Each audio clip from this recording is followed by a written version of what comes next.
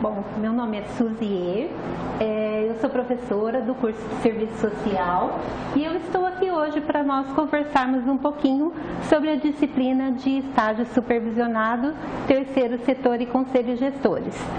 Exatamente sobre o nosso estudo de caso.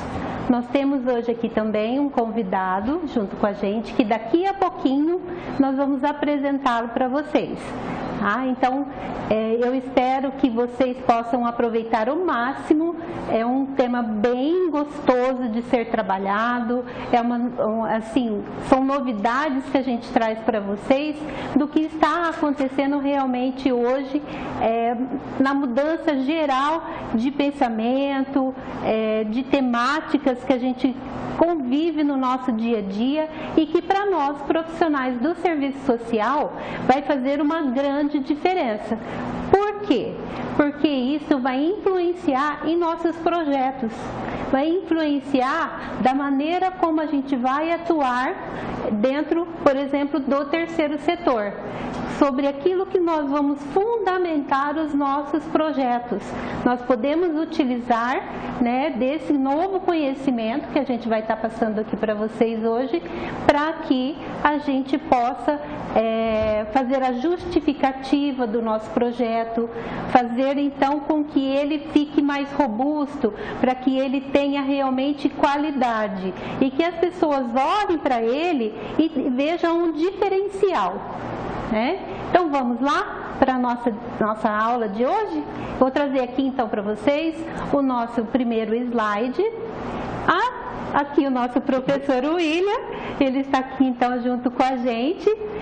Professor William, se apresente, por favor. Primeiro, obrigado pelo convite, professora Suzy. Tudo bem com vocês, pessoal? Bom, como a professora Suzy já mencionou, meu nome é William D'Agostini Aires. Eu sou um dos professores do curso e da instituição. Eu trabalho com a área de sustentabilidade e responsabilidade social. Minha formação em relações internacionais, que durante o meu período acadêmico estudei a questão das políticas públicas nacionais e internacionais para o meio ambiente. No meu mestrado, me aprofundei um pouco mais falando sobre as conferências nacionais e internacionais do meio ambiente, e aí vem um pouquinho do que a professora Suzy já adiantou para vocês, a influência disso na sociedade e o papel e atuação do profissional do serviço social na área de sustentabilidade. Porque eu já vou falar um pouquinho para vocês qual que é a relevância desses processos na construção de uma sociedade mais igualitária. Afinal de contas, o caráter social está presente em todos os âmbitos dessa sociedade. A sustentabilidade também caminha juntamente com esse processo para uma transformação a fundo do nosso padrão de comportamento social. Não é mesmo, professora Suzy? Com certeza, professor, muito obrigada. Eu fico imensamente feliz de você estar aqui conosco. Professor, ele tem um vasto conhecimento na área e para nós, gente, é de extrema relevância a presença do professor aqui com a gente. Então, vamos lá. Então, nós estamos aqui com o nosso estudo de caso, como eu já disse para vocês.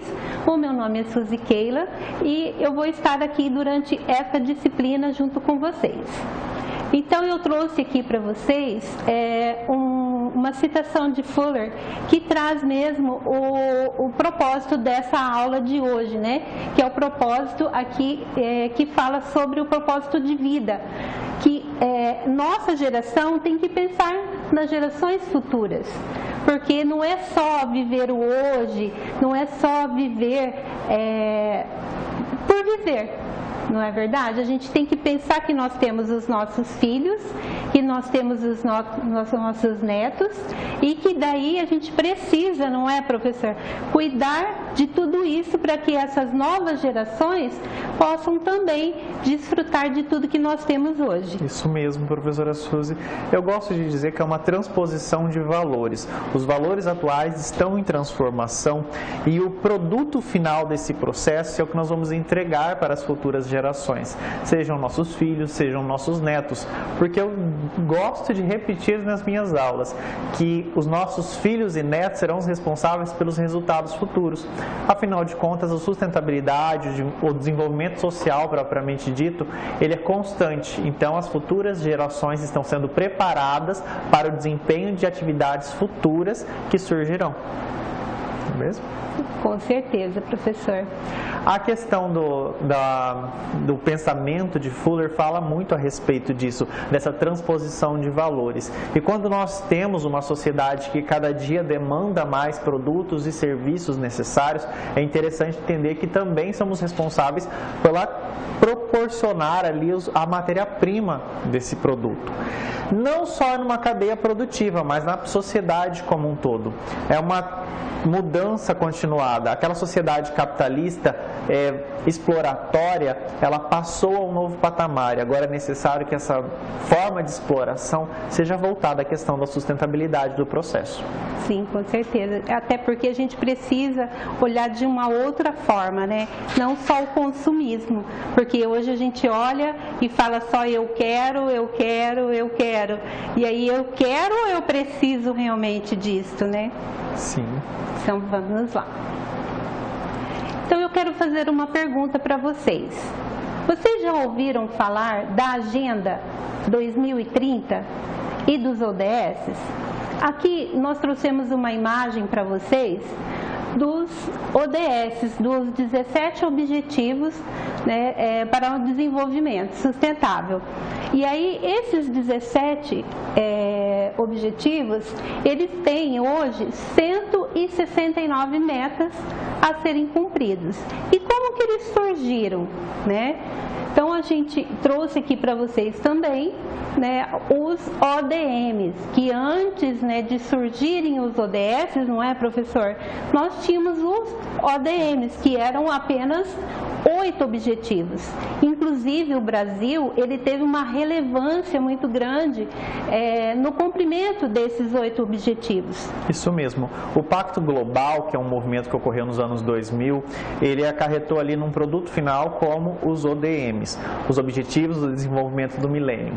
Eles tinham já um prazo de validade propriamente instituído, que era 15 anos. Significa que em 2015, esses ODMs foram reanalisados, reavaliados ali e verificado a sua amplitude, assim como os resultados que tinham sido alcançados até aquele momento.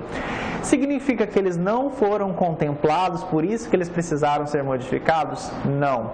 Significa que foi visualizado uma amplitude maior dos processos quando esses ODMs foram redistribuídos e se tornaram os ODSs. E quando eles se tornaram ODSs, eles foram finalizados com esse 17º ODS, que instituía a relação causal entre todos eles ali. O processo ele só poderia ocorrer quando todos os ODS fossem reunidos, o que não acontecia propriamente nos ODMs, que eles eram independentes. Eram apenas 8 que trabalhavam as questões pontuais que surgiram nos anos 2000 e não propriamente se finalizaram em 2015, mas elas foram reformuladas com uma nova abordagem, uma nova estratégia de ação quando elas foram absorvidas pelos ODSs. Sim, e dentro deste trabalho que foram realizados, né, no ODM, 192 países, né, fizeram a adesão, então, desse pacto da Agenda 2030, para que se cumprisse, então, essa Agenda 2030, que envolve vários assuntos, né, sobre cidade, educação, pobreza, enfim, nós vamos apresentar para vocês também ao longo da disciplina, não só aqui, porque hoje, em 50 minutos, seria impossível, né, professor? Tudo.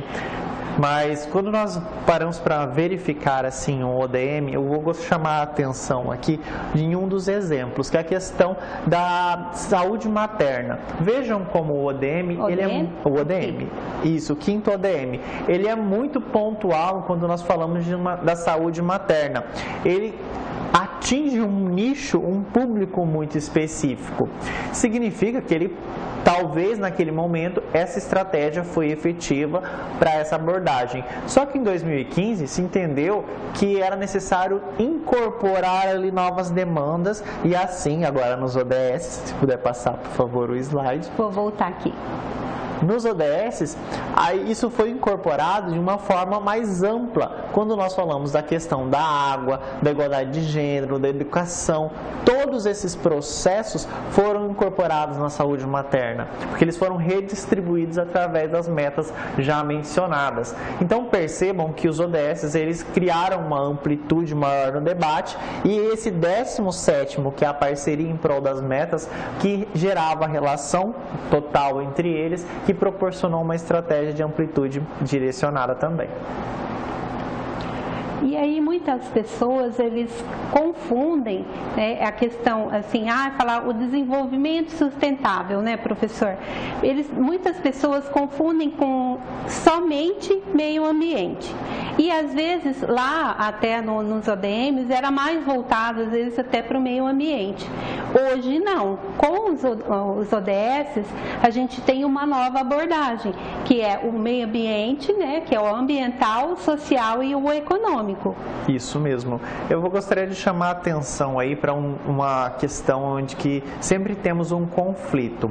Primeiro, a palavra meio ambiente, por muito tempo, ela foi tratada como sinônimo do que é o meio ambiente ecológico, que seria a preservação da natureza como algo único. Não é apenas isso. O meio ambiente ecológico, sim, ele é necessário, mas nós temos aí uma classificação mínima de 5 tipos de meio ambiente. Existe o meio ambiente cultural, meio ambiente social, meio ambiente econômico, até o meio ambiente do trabalho, para vocês terem noção. Então, o que significa a palavra meio ambiente? Ambiente compartilhado. O que nós compartilhamos em sociedade? Não só uma cidade, mas um planeta. Então, quando eu falo meio ambiente, entendam que tudo aquilo que compartilhamos está em um tipo de meio ambiente. E quando o sinônimo entra em xeque, não significa que nós devemos deixar de lado a preservação ambiental. Ao contrário, o debate do desenvolvimento sustentável, ele surgiu com base nisso, na preservação do nosso meio ambiente ecológico, que promove as matérias-primas necessárias para que os nossos meios produtivos continuem em funcionamento, entregando ali o que é necessário para a manutenção da nossa vida cotidiana. Então, se nós olharmos aqui esse tripé que a professora Suzy deu de exemplo aqui no nosso slide, nós temos o Triple Bottom Line, que são os 3 pilares da sustentabilidade. Significa que o ambiental, que é o que eu mencionei, o meio ambiente ecológico, ele está em relação contínua com o social, que é o comportamento da sociedade, a forma com que estamos interagindo constantemente, e o econômico, que é a forma com que os meios de produção estão ali mantendo esse relacionamento entre o que eles exploram do meio ambiente e entregando para a nossa sociedade. Então percebam que é uma dança das cadeiras contínua esses 3 pontos específicos. E o desenvolvimento sustentável, ele só ocorre quando há uma consonância de discurso entre os 3 pontos, em que o meio ambiente é respeitado, em que a sociedade tem a consciência da sua responsabilidade social, que é a forma com que ela gere o seu comportamento entre meio ambiente e a sua forma de consumo, e aí vem o papel da economia, que é em relacionamento, ou seja, entregar as matérias-primas devidamente maturadas em formas de produtos para a sociedade, correspondendo à sua demanda e expectativa. Não é mesmo, professora Suzy? Ai, professor dá show, né, gente? Nossa, eu fico aqui babando. Professor, as indústrias hoje, por exemplo, vou dar um exemplo aqui, não fazendo propaganda, né? Mas, por exemplo, a Natura hoje, ela consegue trabalhar esse tripé? Você vê assim, como dar um exemplo para os nossos alunos? Sim, a Natura, ela surgiu já com essa filosofia de funcionamento, vamos dizer assim, porque ela usa como, não só como entrega de produto, mas como marketing de funcionamento as questões ambientais. Como nós sabemos, a sociedade está cada dia mais exigente quanto aos produtos e serviços que ela consome. Vocês já deram uma olhadinha no rótulo, nas embalagens dos produtos que vocês adquirem no supermercado, por exemplo? Então, vocês possivelmente já escutaram os termos low pool, low carb, sem lactose, zero lactose, são compostos que eram comuns nos produtos que nós adquiríamos e hoje em dia eles já são um tanto repudiados, vamos dizer assim, sem glúten, pelo consumidor. Por quê? Eles causam impacto na nossa saúde. Então a indústria também vem se adaptando a esse processo. Aí surgiram os que nós chamamos de marcas ecológicas. As marcas ecológicas, elas não têm apenas produtos ecologicamente corretos. Elas têm como seu marketing propriamente dito a questão verde. É o caso da Natura. Mas no Brasil não é somente a Natura que tem esse carro-chefe no processo de mercado. O próprio Boticário também tem esse tipo de interesse e vem surgindo o que nós chamamos de micromarcas dentro do comportamento do consumidor que geram esse reflexo. Eu não lembro assim de cabeça a marca, mas agora surgiram inúmeras marcas que quebram o ciclo de logística reversa. O que significa isso? Por muito tempo a logística reversa foi um trabalho do pilar econômico no processo de devolução das embalagens. O que significa? Eu compro um produto, a embalagem nem sempre me serve no final. Ela se torna o quê? Lixo, resíduo sólido. E o que é a responsabilidade do pilar econômico? Fazer a logística reversa, receber as embalagens de volta, fazer o devido tratamento e reutilizá-las, respeitando o impacto que aquelas embalagens causariam no meio ambiente caso elas tivessem sido descartadas inadequadamente. Eu acho que assim, todas as indústrias, por exemplo, de TV, de todos esses equipamentos eletrônicos, deveriam ter, né, esse reverso. Sim, por exemplo, aqui em Maringá, eu conheço, é uma indústria pequena, professor, mas eu compro sempre embalagens de 5 litros de todos os produtos que eu vou fazer de limpeza, principalmente assim, o álcool perfumado, porque eu gosto de limpar tudo com álcool. Então eu compro embalagens de 5 litros. E se eu levar de volta essa embalagem, eu tenho desconto. Né? Além deles ganharem, eu também ganho. E é um ganho assim, é um ganho ecológico, é um ganho econômico, né? E aí todo mundo, é o tal do ganha-ganha, que a gente tem que passar a pensar. Quem vai ganhar com isso? Exato. Né? São políticas e estratégias de mercado para atrair também o consumidor. As empresas que estão conscientes da sua necessidade de logística reversa, elas têm trabalhado esse tipo de ação constantemente. Mas aí voltamos àquela que eu estava mencionando, em que surgiram atualmente empresas que quebram o ciclo continuado da logística reversa. O que significa isso? Significa que as empresas têm produzido novos designs, novos compostos e produtos que não geram resíduo. Já ouviram falar de sabonete, shampoo, condicionador em barra? É algo muito excêntrico, mas o produto em si ele tem a proposta de não gerar resíduos que são descartados e também poluem as águas e ao mesmo tempo eles vêm em embalagens biodegradáveis. Significa o quê? Que no final do uso ele não tem mais nada, ele não tem resíduo sólido, porque você não vai precisar propriamente dito reciclar, porque a embalagem é biodegradável e o produto em si ele não tem algo que gera um resíduo que impacte o meio ambiente. Isso significa uma nova forma de consumo consciente, que aí você tem um relacionamento constante entre os pilares econômicos e ambientais. Mas qual que é a ponte? O consumidor, que está na sociedade. Se nós temos um consumidor consciente do seu processo, da responsabilidade social que ele tem ali de atuação literalmente no seu cotidiano, nós temos então um ciclo continuado entre os 3 pilares que é harmônico. Vocês já tentaram realizar a reciclagem?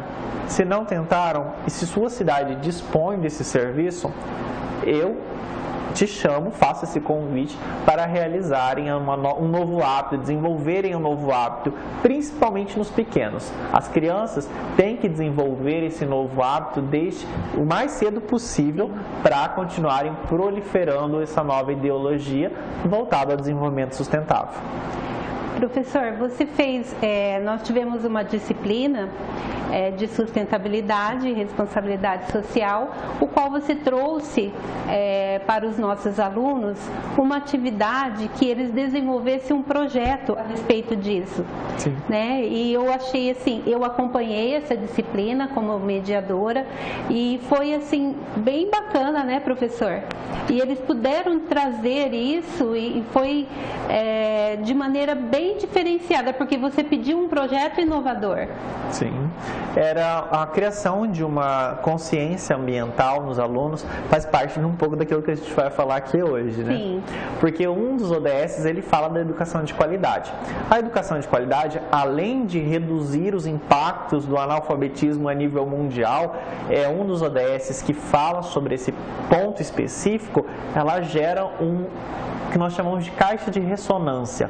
Ela vai continuar gerando impacto nas ideologias que ela propõe aos alunos no processo de ensino, gerando novos comportamentos nesse aluno, ao mesmo tempo que gera uma conscientização para o papel e a atuação dele como cidadão e também no processo de educação dos próximos, dos seus pares. Significa que se eu sou um pai que recebe uma educação sustentável, voltada ao desenvolvimento sustentável, eu passarei esses valores aos meus filhos e assim por diante. Então, por que educação é tão importante? Já escutaram aquela frase, educação mudaria o mundo se ela fosse entregue com qualidade, que é o que é pedido nos ODS. E a gente educa pelo nosso exemplo, né? Exato. Então, vamos lá. Então, os objetivos, né, e as metas dos ODS, eles trazem, então, os 5 P's que a gente passa a apresentar aqui para vocês. Eles estão baseados em pessoas, planeta, prosperidade, paz e parceria, né? Então, envolve, né, todo esse, como que eu vou dizer, todo esse arcabouço, não é, professor? E aí a gente vai trazer para vocês durante a disciplina um pouco mais esmiuçado cada um deles. Mas hoje eu vou trazer mais para vocês a parceria. Por que eu quero trazer para vocês a parceria? Porque a Unicesumar, ela tem uma parceria muito grande a respeito dos ODS, como o professor já disse, em relação à educação de qualidade. Então, assim, para que os ODS aconteçam, esses 5 P's, eles têm que estar envolvidos, não é, professor? Isso mesmo. O primeiro passo, vamos dizer assim, nesse ciclo dos P's, são as pessoas. Pessoas engajadas. Nós estamos aqui hoje passando um conhecimento direcionado porque nós somos o primeiro passo desse ciclo continuado. O segundo passo seria o planeta. Qual é a proposta presente aqui e dentro da disciplina? É a mudança dos nossos comportamentos para nós possamos trabalhar e tratar o nosso planeta de uma forma adequada. O segundo passo seria a questão da prosperidade. Nós sabemos que para que uma sociedade mude em substância e em constância, ela tem que ser próspera. Quando nós enxergamos resultados positivos, esses resultados positivos são um reflexo da nossa prosperidade. Então esse seria o terceiro passo. O quarto passo é a paz. Nós sabemos que em um planeta harmônico, que trabalhe em um convívio positivo e contínuo, são sempre relações frutíferas que possibilitam esses passos anteriores. E no último passo seria a parceria. Juntos nós chegamos mais longe. Já escutou essa frase de impacto? Com certeza. E essa é a nossa realidade, né? Que junto nós conseguimos fazer mais. Por isso que hoje nós estamos aqui juntos trazendo esse tema para vocês. Porque, na verdade, eu não tenho o cabedal que o professor tem, né? E por isso eu falo assim, juntos a gente fica mais forte. Exato, um completa o outro. Um completa o outro. Contínua. E aí, eu gostaria de trazer aqui para vocês, então, nesse slide, tem um link de uma empresa que ela faz voluntariado empresarial. E aí ela tem lá 10 ODS pelas crianças. Então, para que vocês observem, por exemplo, lá eles dão exemplos de projetos de ODS para criança e adolescente. É muito bacana esse site. E todos que envolvem o voluntariado. Seria um exemplo específico, né? Esse sim. Mas lá tem outros projetos também, professor. Por que eu trouxe criança e adolescente? Por causa do nosso curso, né? Que eu falo assim, a gente trabalha a questão do ECA, a questão, né, do acolhimento. Então, aqui a gente vai poder trabalhar isso com mais tranquilidade, apesar que é só um exemplo. A disciplina passada, os nossos alunos tiveram, então, uma atividade que eles tinham que fazer, então, um projeto que envolvesse crianças e adolescentes. Foi muito bacana essa atividade, desta mesma disciplina. Então, assim, são exemplos que eles vão olhar para eles poderem pensar, né, como que vai poder, então, desenvolver esses ODS dentro dos projetos que eles vão poder desenvolver na hora da praxis. Eu costumo dizer que enquanto o assistente social enxergar os ODS como uma opção, ele não vai conseguir resultados eficientes. Por quê? Os ODS não são uma opção, eles são um instrumento de ação. Sim. Se você projeta algo, cria um projeto de impacto social relevante, considerando todas as metas ou um foco direcionado a um ODS ou mais de um ODS, você tem uma estratégia consistente que vai levar o seu projeto, o seu empreendimento social adiante. Então, sempre antes de iniciar o próprio desenho de um projeto, consulte os ODS, verifique suas metas, suas estratégias, porque entenda cada uma dessas metas como uma estratégia positivada, que você vai fazer o quê? Você vai adaptar de uma forma prática para uma proposta de projeto. Não é mesmo, professora Suzy? Sim, com certeza. E a gente tem que pensar nisso, né? Porque não adianta nós, enquanto profissionais, pensarmos somente em desenvolver alguma coisa que não tenha impacto na nossa sociedade. Nós temos que desenvolver projetos, como o professor falou, projetos realmente de ação. E aí você tem que, primeiro, pensar no território que você está. Né? Você tem que pensar nesse território que você está inserido. Você observou esse território? Quais são as demandas desse território? Porque muitas vezes você, por exemplo, trabalha com criança e adolescente, você vai estar lá num serviço de convivência e fortalecimento de vínculos dentro daquele bairro e você não sabe as necessidades daquele bairro.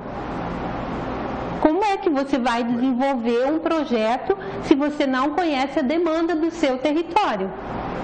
Você precisa de algo direcionado. Entenda primeiro o cenário, o campo onde você está jogando, para que, enfim, você consiga resultados positivos, pontuações necessárias nesse campo. Porque o jogo, ele nunca acaba.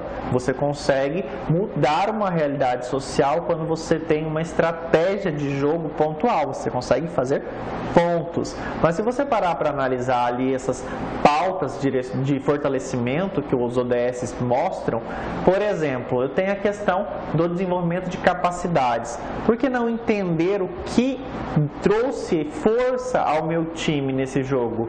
Para que eu consiga realmente ter uma estratégia positiva que vai gerar uma pontuação eficiente. Por exemplo, as parcerias multissetoriais, elas são crescentes.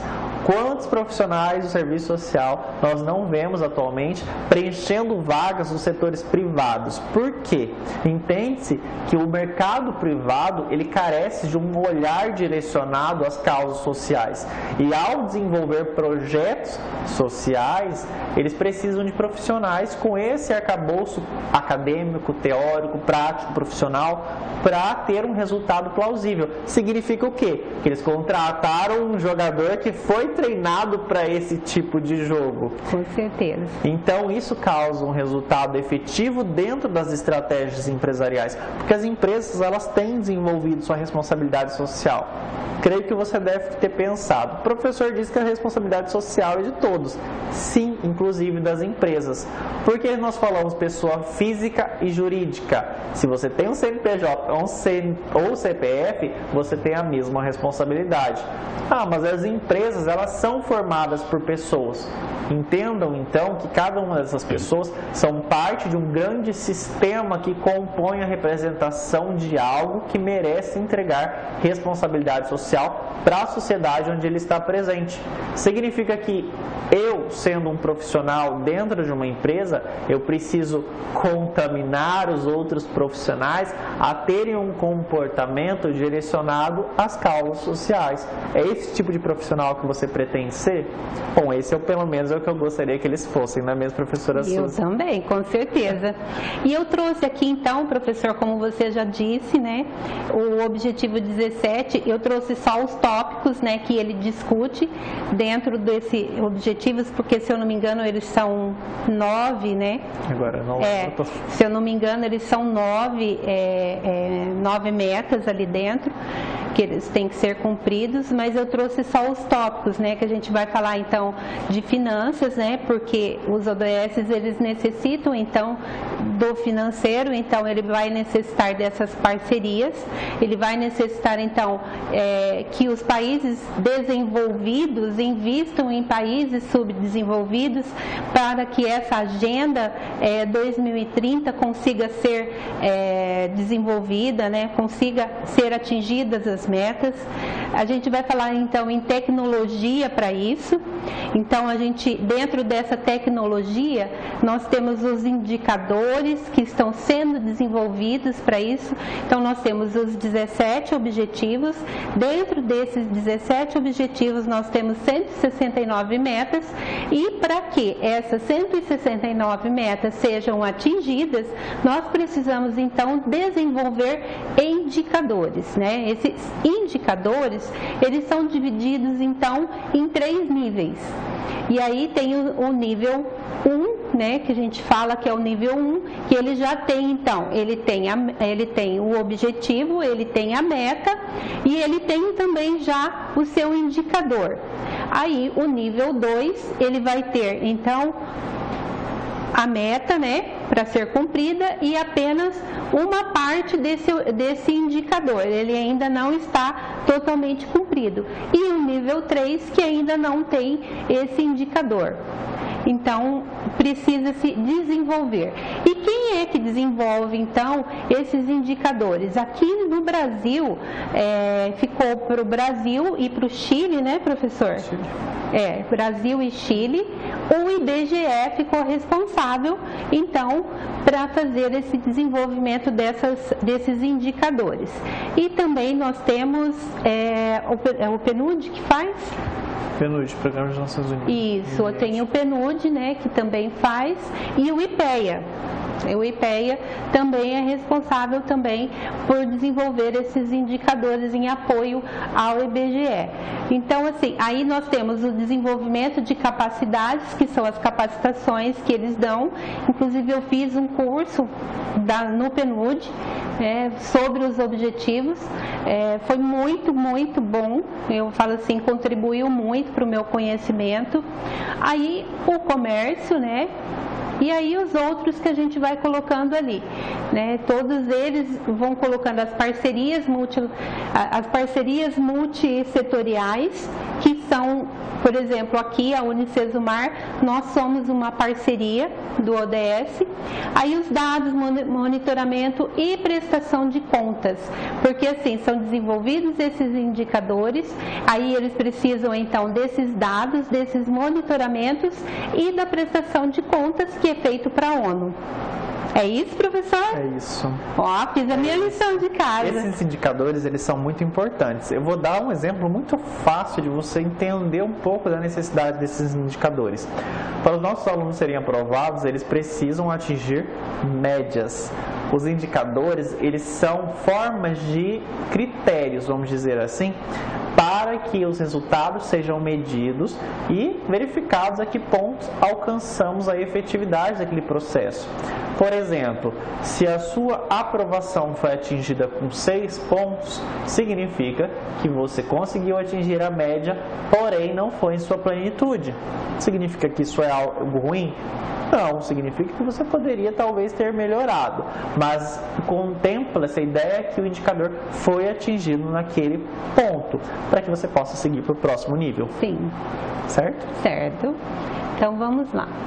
Então, dentro dessas parcerias multissetoriais, nós temos então a Prime, que é uma plataforma global, das Nações Unidas, também da ONU, que faz então parcerias com as escolas de negócio e as instituições de ensino superior. E a Unicesumar, então, faz parte, da Prime. Então, eu trouxe aqui para vocês um dos princípios, da Prime, porque assim, eu também quero trabalhar isso melhor com vocês, por isso que eu estou só dando um gostinho, professor, porque eles vão ter que assistir às aulas, para que a gente possa ir trabalhando junto com eles, dentro das aulas. Então, essas instituições, elas vão trabalhar dentro do quê? Dentro da perspectiva de ensino, pesquisa e extensão. São os 3 pilares da questão de educação da qualidade.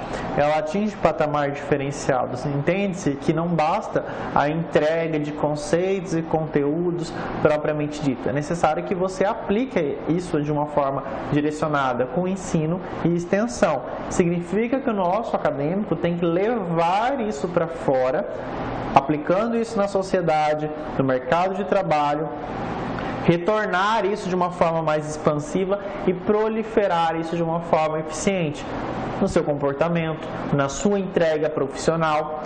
Por exemplo, a própria disciplina que nós já mencionamos aqui de sustentabilidade e responsabilidade social, ela faz parte de uma estratégia de ação desse tipo de instituição. As instituições que aderem a esse tipo de postura direcionada, elas entregam disciplinas como essa, como sustentabilidade, para que os alunos estejam preparados para essas novas necessidades do mercado de trabalho e também o mercado de trabalho que requer profissionais com uma atuação de entrega a um consumidor que requer produtos e serviços ecologicamente corretos, sustentáveis, um consumidor que requer posturas de responsabilidade social das organizações públicas, privadas, principalmente das organizações como um todo, e assim nós temos uma educação que leva adiante a postura do desenvolvimento sustentável. Com certeza. Então aqui nós temos os valores deles, que são os propósitos, os valores, metodologia, pesquisa, parceria e o diálogo. Então, aqui nós trouxemos então para vocês, que a Unicesumar, ela faz parte então, e o nosso diretor, Wesley Matos, ele faz parte então da diretoria da Prime aqui no Brasil. Ele está envolvido então com essa parceria e para o desenvolvimento da Prime aqui na Unicesumar e é um board. E aí também, não só aqui na Unicesumar, mas nas outras instituições as quais fizeram esta parceria. Aqui eu trouxe para vocês, são 27 instituições aqui que fizeram então essa parceria com a Prime Brasil. Aqui é o princípio 1, que traz o propósito, que são o desenvolvimento então de habilidades para os estudantes, para que eles saiam futuros geradores de valor, igual o professor falou, de valores sustentáveis para os negócios e a sociedade em geral, para trabalhar então uma sociedade inclusiva, né, de economia global e sustentável. Isso, esses profissionais sejam, por exemplo, a própria disciplina, ela é aplicada em vários cursos, então significa que não é apenas um curso específico que vai ser apropriado desse tipo de conhecimento. Os nossos cursos, eles oferecem essa abordagem pontual para que todos os profissionais aqui formados, eles tenham essa bagagem, levem isso para o mercado de trabalho, gerando ali novos valores sociais e valores econômicos quando nós falamos de uma perspectiva econômica, financeira, porque empresas que estão conscientes do seu papel na sociedade e têm uma estratégia de mercado baseada em questões da sustentabilidade financeira se mantêm. Lembrem dessa dica, sustentabilidade não significa preservação ambiental, significa se sustentar, se manter. E um dos pilares da sustentabilidade é a preservação ambiental. Então entendam que essa forma desconstruída de ver esse tipo de conceito, ela mostra ali que existem muitas outras coisas acopladas nesse processo de construção. Termos uma educação de qualidade significa profissionais formados com uma nova visão de mercado que também desenvolvem o seu profissionalismo sustentável, um conceito que eu li recentemente que eu adorei, porque fala de profissionais que estão sempre estudando, se atualizando, gerando a sua empregabilidade, que ou seja, sua manutenção no mercado de trabalho, significa que eu sou um profissional diferente, o mercado de trabalho me quer ali presente, não apenas uma questão de necessidade financeira, ter um salário, significa que eu sou essencial em algo e eu terei minha empregabilidade garantida porque eu tenho uma visão diferenciada. Percebam a importância, então, desse tipo de conhecimento na sua construção profissional, não é mesmo, professor? Nossa, fantástico. E aí, eu quero trazer para vocês o seguinte, que dentro dessa nova perspectiva que a gente está apresentando aqui para vocês, vocês estão sendo um dos primeiros, né, a participar dessa aula com a gente, não é, professor? Isso. E trazer isso para dentro dos cursos de serviço social, né? Não só assim, nós já estamos trazendo, mas essa visão então da Prime, né, da PRME, que traz essa visão de ensino, pesquisa e extensão. E aí eu quero trazer o seguinte para vocês. Vocês já pensaram no projeto de extensão? Vocês já desenvolveram um projeto de extensão que possa pensar, então, nessa sustentabilidade? De ensino, vocês podem estar pensando, por exemplo, eles estão indo para o TCC, professor.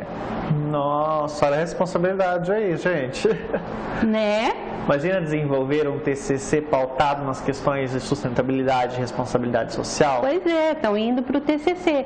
E aí, aqui a Unicesumar, o ano passado, foi desenvolvido também o relatório, né, o relatório social de 2019. Vocês podem entrar lá na página e conhecer este relatório, que ele é baseado nos ODS, né, professor? Isso. Então, assim, eles vão dar uma base muito boa para vocês também, para conhecerem como que se desenvolve esses projetos, quais foram esses projetos desenvolvidos, qual é a visão da Unicesumar a respeito da responsabilidade social, do desenvolvimento sustentável, do aluno, que ele é diferenciado lá fora, que ele é um aluno responsável, que ele desenvolve negócios sociais, que ele tem uma visão que é fora da caixinha, aquela coisinha, sabe? Porque hoje a gente tem que pensar fora da caixa. E aí eu tenho que ser um profissional que tem sustentabilidade, que eu sustente realmente o meu salário. Eu tenho que ter produtividade. Eu tenho que mostrar também que eu não tenho um custo para a empresa, mas ao contrário. Que você é um benefício. Eu sou um benefício. Foi isso que você disse, professor. Então, assim, a gente tem que olhar de uma maneira diferenciada. Perfeito. Melhor dito não há. Quero agradecer a sua presença, professor. Muito obrigado. Muito obrigada. Fiquei muito, muito feliz com a sua presença. né? Precisando, só me chamar, os alunos também. Nós se não já nos vemos ali na disciplina anterior, quem sabe a gente se vê numa próxima oportunidade, não é mesmo, professor? Com certeza. Gente, olha, muito obrigada. Um beijo para vocês.